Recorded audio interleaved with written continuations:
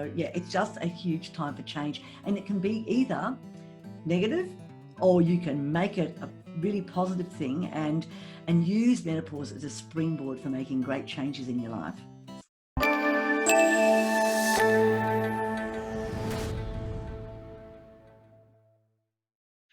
Hi everyone, I'm Lola Chang from the Professional Development Forum team, and in this episode of the PDF interview, we'll be discussing a very interesting topic, and that is the importance of women's health and well-being inside and outside of work.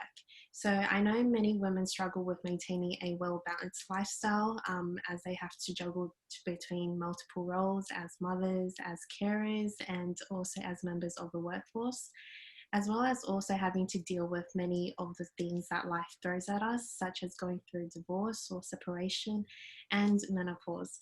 So today I'm very excited to be joined with Gina Mitchell, who is a masterful mindset coach for executive women, and she'll be sharing with us her experiences having gone through it herself, and also how she's now helping other women to do the same. So hi Gina, thank you for agreeing to do this interview with me. So could you please tell us a bit more about yourself and how you came to do what you do today? Yeah. Hi, Lola. Look, thank you so much for this opportunity. I feel like I'm always banging on about stuff about women's health and women's well-being, and going through menopause as a like the cherry on top of that. So basically, as you mentioned, I'm an empowerment coach, and I help women basically. And I've actually worked with men as well, believe it or not, but most of my clients are women, and I help them go from here, where they are now, to here, where they want to be, in whatever time frame they want.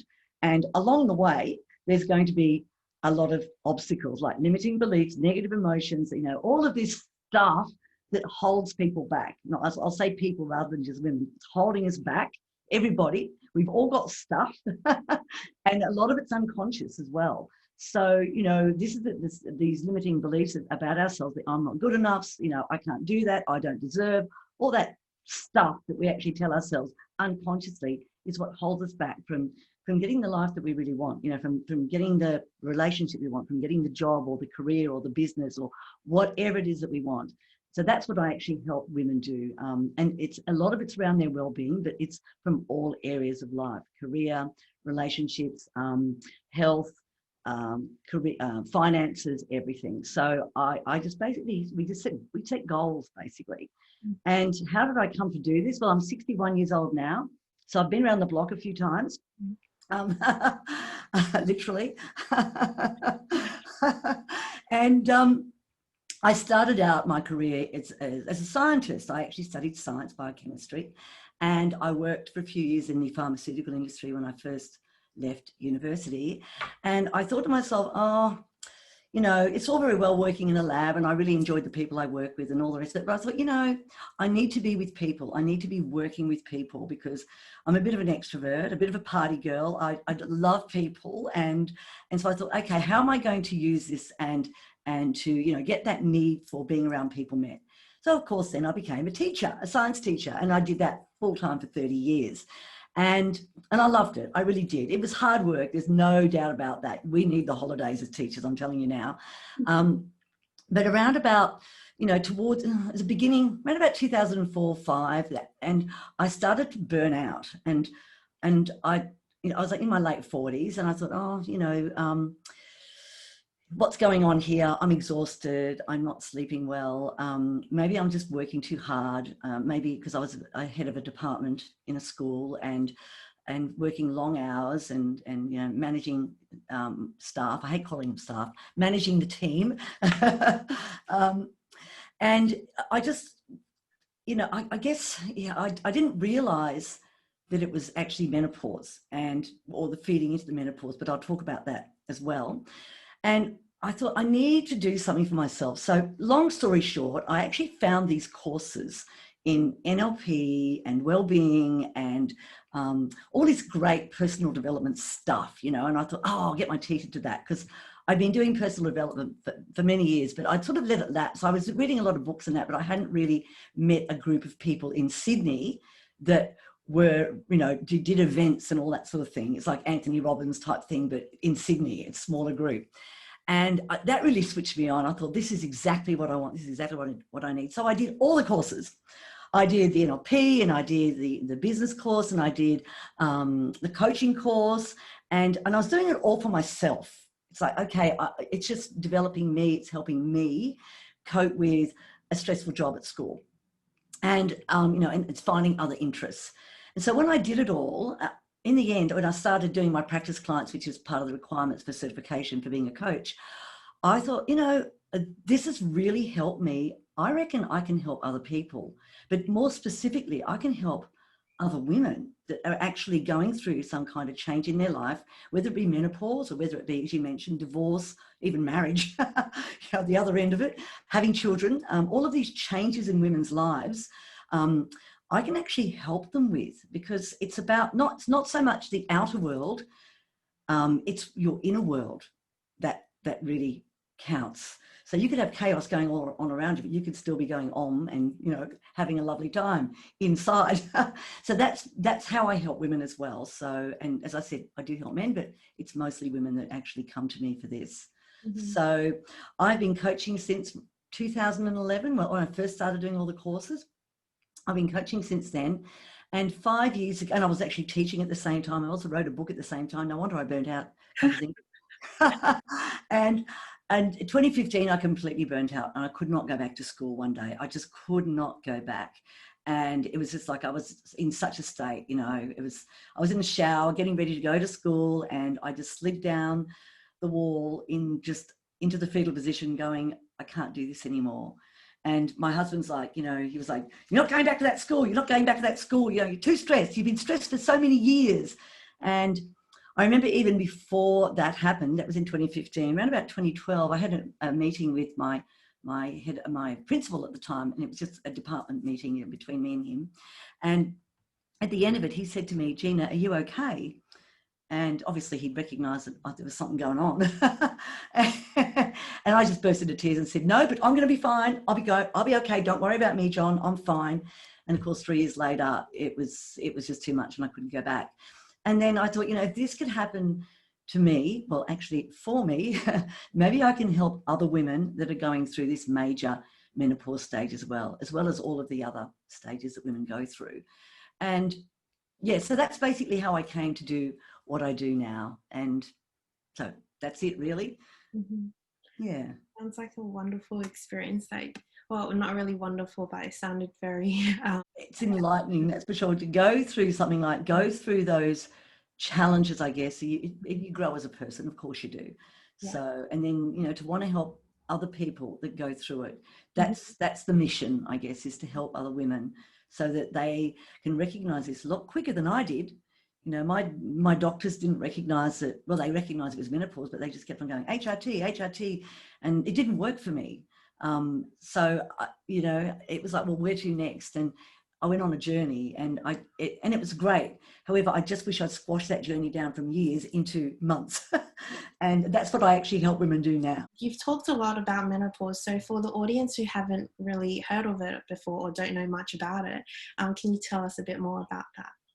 Okay, well, menopause, of course, is the cessation of your cycle, because so that your body's just saying, stop, no more, producing eggs every month, they're just shutting down. And what happens is that your progesterone, you've got two major female hormones, there are other ones as well, but the two major ones, progesterone and estrogen, and progesterone starts to decrease first, and then estrogen follows, and it goes down slowly, and it can start happening anytime from 40. But it's probably more towards the 45, maybe up, that it really starts to happen. And the median age in Western countries anyway for going through menopause, for being postmenopause, is 51. All right, but it can start to happen, perimenopause, which is the symptoms that start to lead up to menopause, can happen anytime from 40 onwards. And so when those hormones decrease, your body just basically changes. We are programmed by our hormones. you know, as animals, we are animals, you know, we are biological specimens, and we are programmed by our hormones, you know, and males have the major one of testosterone, which, you know, gives them certain characteristics and aggression, not in a bad way, but, you know, we've evolved that way. And women have the nurturing hormones of progesterone and estrogen, so that we, you know, that we allows us to fall in love and to want to have sex and to want to have children and want to nurture our families. And then, you know, women get to the end and those hormones have actually decreased. And it's like, well, okay, how come I don't feel, I wish my husband would leave, or I wish I could poke him in the face with a fork, or I wish my grown-up children would just leave home. So I mean, basically you change and it can be in a positive way.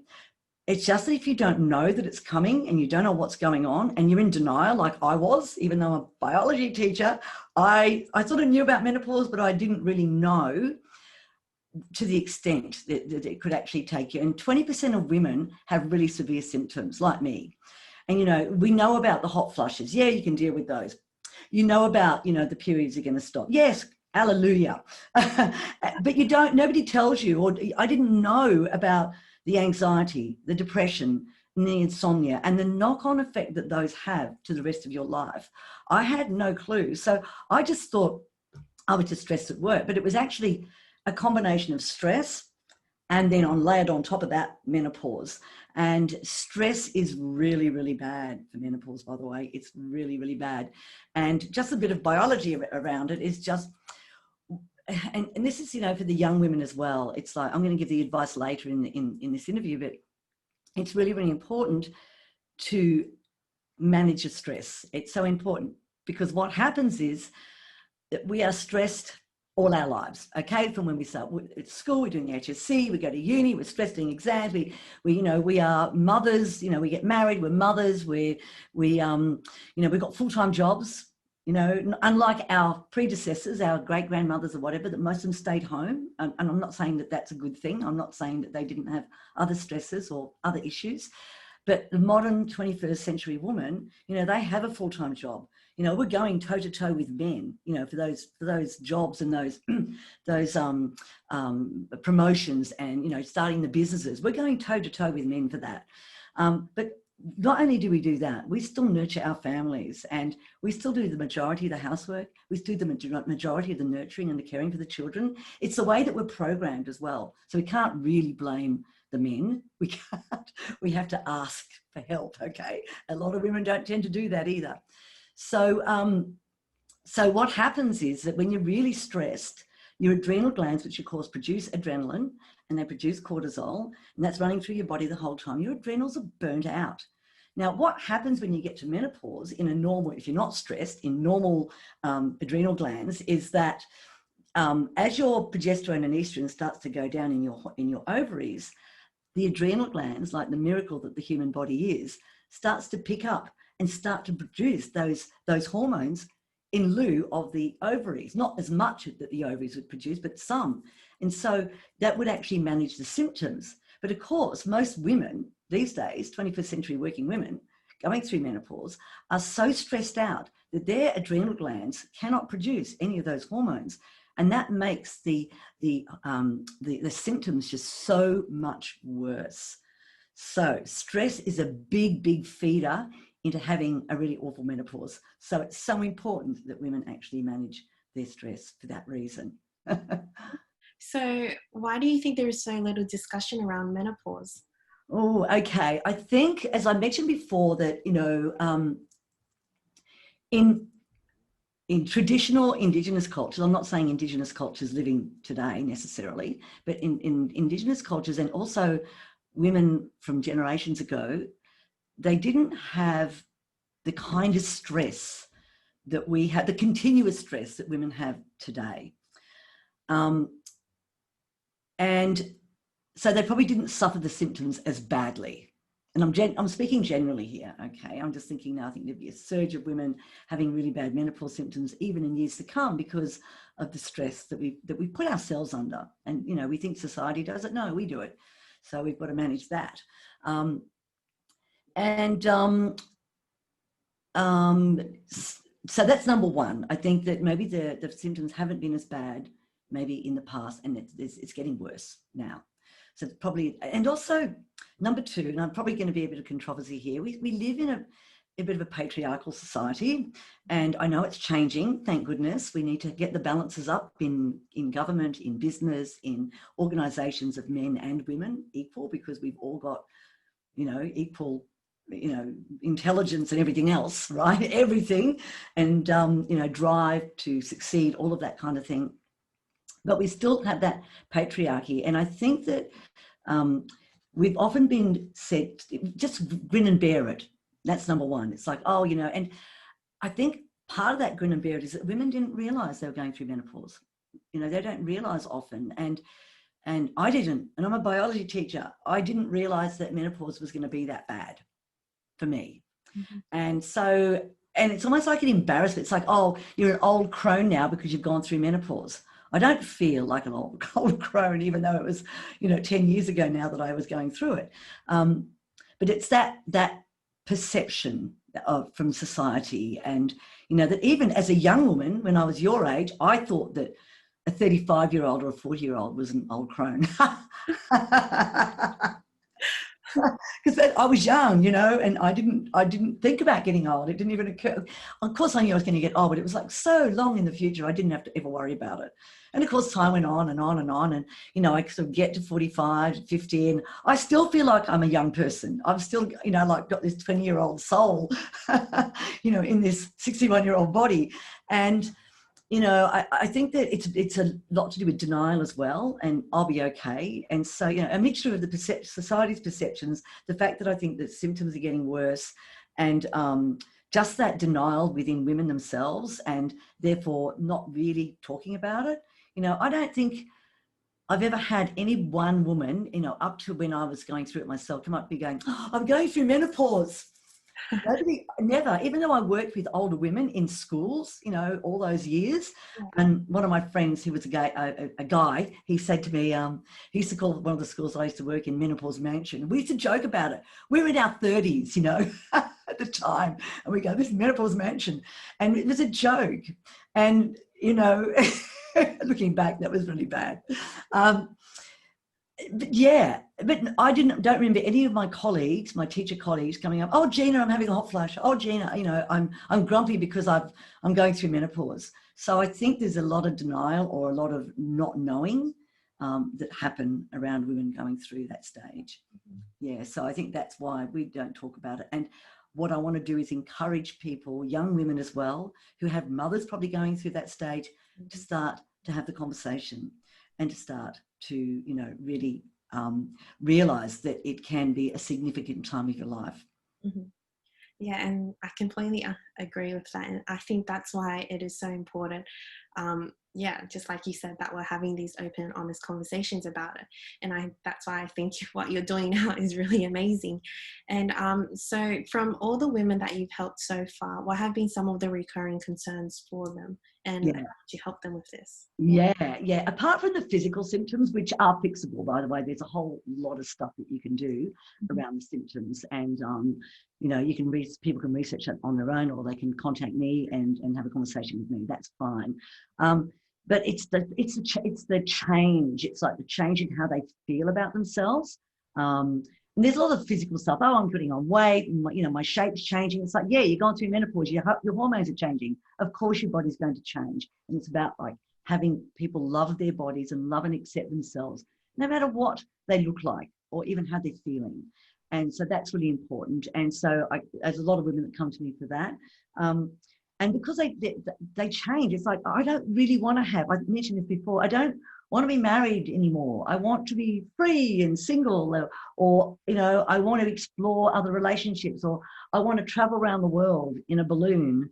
I want to do something different to what I've been doing all my life, because I've changed and I don't want to do those things anymore. I love my family, but what about me now? What about me? That it's a hormonal veil that kept us in those roles, all of us, not you so much, but, women in those roles for all of the years between puberty up until menopause. All of that programming is worn off. And it's almost like a veil. You know, you can imagine a veil that you're actually looking through, this, the hormonal veil. You're looking at life through that. And all of a sudden it lifts and you go, oh, right. Okay. That was that. All right. Now I see things more clearly now, and I don't want to play those roles anymore. I want to do something different. I want to set new goals. I want to do things for me now. I'm sick of looking after everybody else and not looking after me. I'm exhausted. I want me time. So yeah, so that's the major thing that women come to me with, you know, or they want to change jobs, or they're sort of middle age and they're really high power career women, and they want to start winding down, or they want to change to another job. They might want to start their own business, or you know, they're in the corporate, but they want to get out of corporate and start something for themselves. So there's all of that. So yeah, it's just a huge time for change, and it can be either negative, or you can make it a really positive thing and use menopause as a springboard for making great changes in your life. Okay. Well, that sounds really wonderful. So earlier you mentioned that there's a lot of decrease in, I guess, estrogen levels. And so that leads on to a lot of other symptoms, so like anxiety and depression and hot flushes. And so do you believe in the use of hormonal therapy to help deal with these symptoms? Yes, absolutely. And you know, every woman is different. And some women will be fine with just taking over-the-counter remedies like Remifemin. There's a few products out there that will actually help alleviate the symptoms. You know, other women may need something stronger. They might need herbs. I mean, if they want to go the natural route, there's always herbs that actually support your hormones as well. And, you know, whatever else is there to help. And, you know, HRT, or it's now actually called MHT, which is menopause hormone treatment, same deal, same thing. If that works for women, by all means, you know, discuss it with your doctor. And, you know, if you've got a doctor that you're not really sure of, or you're not really, you know, it's not really helpful, go and find somebody else. Go and get a second opinion, third opinion, whatever. But yeah, absolutely. Everybody's different. So it just depends on the individual as to what they need and what they're prepared to do and what they're prepared to take. And, you know, there's a whole range of stuff out there now. And the hormonal treatments have really improved over the last 20, 30 years. And there's a lot more research being done into them, and, you know, proper dosages and custom dosages and all of that kind of thing. So, you know, it's a lot better now than it used to be. And people worried about getting, you know, cancers and all that sort of thing. And there was a big study done, I think it was in the 60s, where it sort of suggested that maybe having HRT could cause breast cancer. But then there's been other studies that have actually been done since saying, well, no, that's not the case. So they sort of backpedal from that a bit. So anyway, there's all these other studies that are being done. So, you know, women will have to actually find what's best for them, and what's best for them might not necessarily be what's best for somebody else. Mm-hmm. So it's a bit of trial and error with you know, with the doctor, with coach, with psychologist, with whatever, to be able to get the right treatment. So aside from taking hormonal therapies, do you have any other ways to combat this? So anything like to do with lifestyle changes? Oh, yeah. Oh, yeah. I think, you know, I come from a multi-pronged approach, and, you know, yes, get your hormones sorted out, get you know, the doctor on side for the treatment that you might need or not need, you know, or get, you know, your naturopath to give you the herbs, etc. But what's really, really important for women as we get older too, is to absolutely look after ourselves on so many levels. And, you know, the first level is number one, our physical health, and, you know, what we eat. And it's so important that we eat well to nourish our bodies.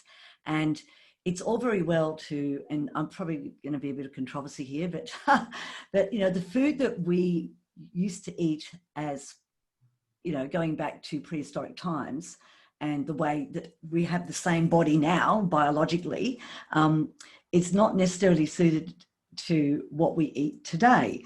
And so you can, you know, and of course I encourage women to eat, you know, a balanced diet that's full of protein, whether it be animal. I'm a vegetarian, and so I have, you know, plant proteins, and I make sure I have enough protein.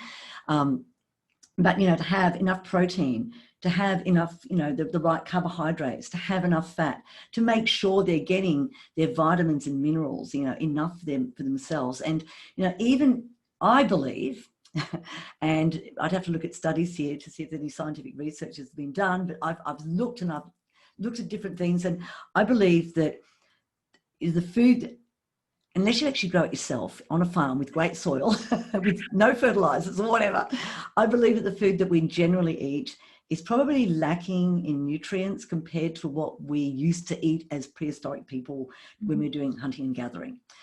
So it's something to watch out for, is to eat really well. And then if you think you need to, supplement it with, herbs or vitamins, minerals that are good quality ones. Not just necessarily from the pharmacist. I would be going to a nutritionist and getting that right balance. And, really good nutritionists can actually, they can do blood work with you to see what you need, where you're deficient. There's DNA tests. There's all of that sort of thing as well to find out where you're, genetically, where you might actually have a bit of an issue. So there's a nutrition. It's really, really important, and to get that right. And I'm not saying don't eat cake. If you're having cake or you're having some wine, enjoy it. Have a great time. Just know that they're not everyday foods. All right. So it's the balance. And of course, there's no good or bad food. It's just you want to get the right balance for you. Okay. So, and then of course there's, exercise. Your body is designed to actually move. And I was a fitness instructor as well as a science teacher in the 80s and 90s. I go from school, go to the gym, and I used to love doing the aerobic classes and step classes and circuit classes, and I used to teach those as well, and it was so much fun. And I've always been really into fitness and really into moving your body. And it's so important as we get older as women too. We've got our core muscles are so important because they tend to weaken as we get older. So it's so important to keep them strong so that you can stand up and that you can walk easily, and you can walk upstairs, and you can do shopping, and you can just function. And instead of, a lot of people not a lot, but older people tend to fall over. When they do, they break a hip, and it's like only because their core muscles weren't strong enough to be able to support their walking. So, keeping your body moving, and moving in the way, even if it's just dancing around the house, and doing some, light weights or band work, or just to keep your body moving and strong, is so, so important, especially when you're going through menopause and your body's changing. So there's the nutrition, the fitness, there's, the treatments for the symptoms. What am I missing? Oh, and of course, setting new goals. Your psychology is so important as well.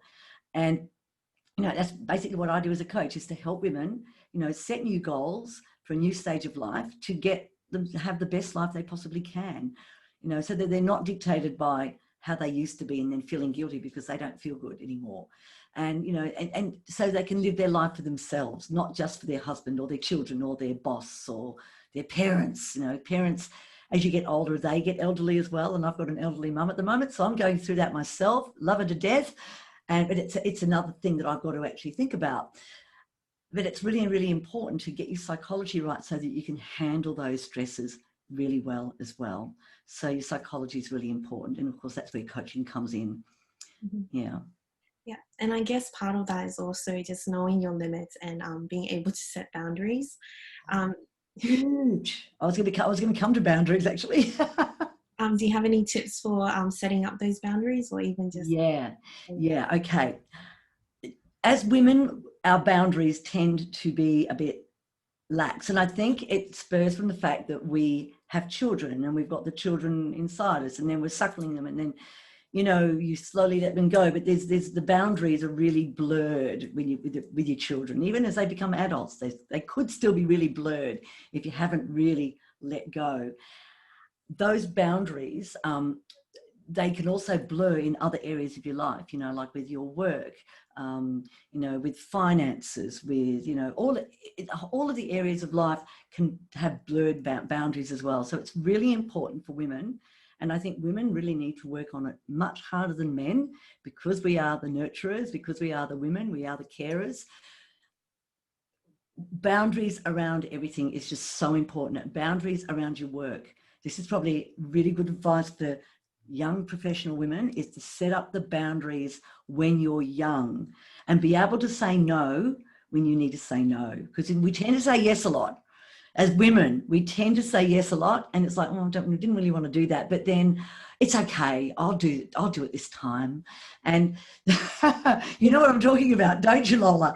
It's like, yeah, I'll do that. I'll do that. Put your hand up for everything. It's like, at some point, you know, we've got to be able to put ourselves first and say, okay, what can I cope with that's realistic, and put boundaries around that, and learn to say the word no. I'm not taking that on. No. Would you do this, Lola? No, I don't want to do that. Yeah. And this is, and you might say, this is why, you know, I've got other work, and also, you know, I've got boundaries, and I'm going to see my family this weekend, so I'm not doing that. You know, my family is one of my highest values. So that's what I'm doing. And, you know, in the work that I do, we actually find out what your top 5 values are. And that sort of then goes hand in hand with your goal. Mm-hmm. Will support your goal. And boundaries are so important around those values. So around work, I mentioned boundaries around work, even boundaries around your relationship. You know, how far are you willing to go if you're married, or if you're in a relationship of some kind? You know, do you do the cooking all the time? I don't. Not anymore. You know, it's like, no, I'm not doing this. I'm looking after me, or I'm going out with my girlfriends. See ya. So boundaries around your relationship, boundaries around your work, boundaries around children, boundaries around family, you know, so that you, as the person that, you know, that you are, is getting the nurturing that you need. Because women tend to put themselves last a lot, and a lot of them give from an empty cup, and you can't do that. You need to fill up your own cup first, so that you can actually give to everybody else with the overflow from that cup.